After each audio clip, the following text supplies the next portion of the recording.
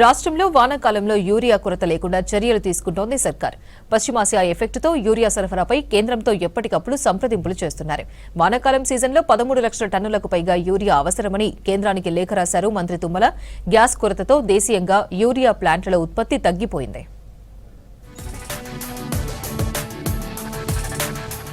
వానాకాలం పంట సీజన్ దగ్గర పడుతున్నా రాష్ట్రంలో యూరియా సరఫరాపై అనిశ్చితి నెలకొంది. సాగు విస్తీర్ణం పెరగడం, పంటల మార్పు, నిల్వలు తక్కువగా ఉండడంతో ఈసారి 13 లక్షల టన్నులకు పైగా యూరియా అవసరం ఉంటుందని అగ్రికల్చర్ ఆఫీసర్లు అంచనా వేస్తున్నారు.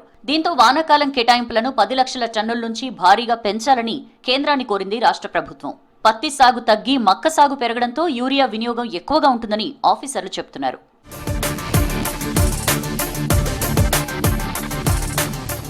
జూలై, ఆగస్టు నెలల్లో గరిష్టంగా ఉండే అవకాశం ఉన్నందున ముందుగానే బఫర్ స్టాక్ ఏర్పాటు అవసరమని సూచిస్తున్నారు అధికారులు. ఏప్రిల్ నెలకు సంబంధించి కేంద్రం 2 లక్షల టన్నుల యూరియాను కేటాయించింది. ఇందులో దేశీయ ఉత్పత్తితో 1,33,000 టన్నులు, దిగుమతులతో 66,700 టన్నులు రానున్నాయి. అయితే మార్చిలో కేటాయించిన 1,34,000 టన్నుల్లో సగానికి పైగా సరఫరా లోటు ఏర్పడింది. ఇందుకు ఆర్పీఎఫ్, క్రిబ్కో, ఆర్ఎఫ్సీఎల్ వంటి దేశీయ సంస్థల నుంచి సరఫరా తగ్గడమే కారణమంటున్నారు అధికారులు.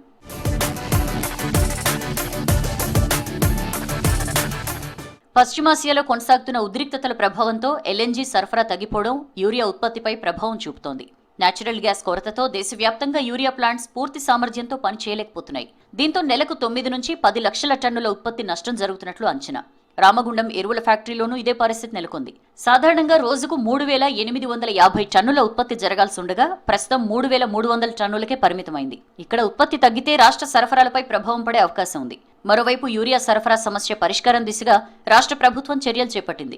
ఇందులో భాగంగా యూరియా బఫర్ స్టాక్ ఏర్పాటు, దిగుమతుల పెంపు, గ్యాస్ సరఫరాకు ప్రాధాన్యం ఇవ్వాలని కేంద్ర రసాయనాలు, ఎరువుల శాఖ మంత్రి జేపీ నడ్డాను కోరారు తుమ్మల. ఏప్రిల్ నుంచి జూన్ వరకు నెలకు 2 లక్షల టన్నులు, జూలై, ఆగస్టులో అదనంగా 3 లక్షల టన్నులు అవసరమని లేఖలో వివరించారు.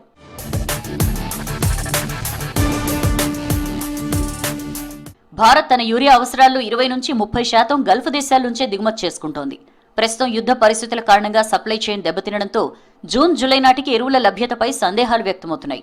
రాబోయే సీజన్లో దేశవ్యాప్తంగా 390 లక్షల టన్నుల అవసరం ఉండగా ప్రస్తుతం కేవలం 180 లక్షల టన్నుల నిల్వలే ఉన్నాయి.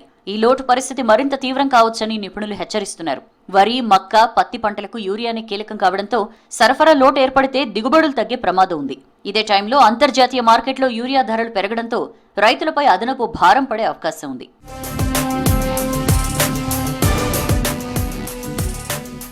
అగ్రికల్చర్ ఆఫీసర్ల అంచనా ప్రకారం ఏప్రిల్ నుంచి జూన్ వరకు నెలకు 2 లక్షల టన్నులు, జూలై, ఆగస్టులో అదనంగా మరో 3 లక్షల టన్నులు అవసరమవుతాయి. ముందస్తు చర్యలు తీసుకోకపోతే గత వానాకాలంలో ఎదురైన పరిస్థితులు మళ్లీ తలెత్తే ప్రమాదం ఉందని పలువురు హెచ్చరిస్తున్నారు.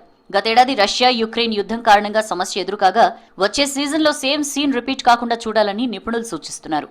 దిగుమతులు పెంచడం, యూరియా ప్లాంట్లకు గ్యాస్ సరఫరాలో ప్రాధాన్యం ఇవ్వడం వంటి చర్యలు చేపడితేనే రైతులకు ఇబ్బందులు రాకుండా యూరియా సరఫరా సాధ్యమవుతుందని ఆఫీసర్లు అంచనా వేస్తున్నారు.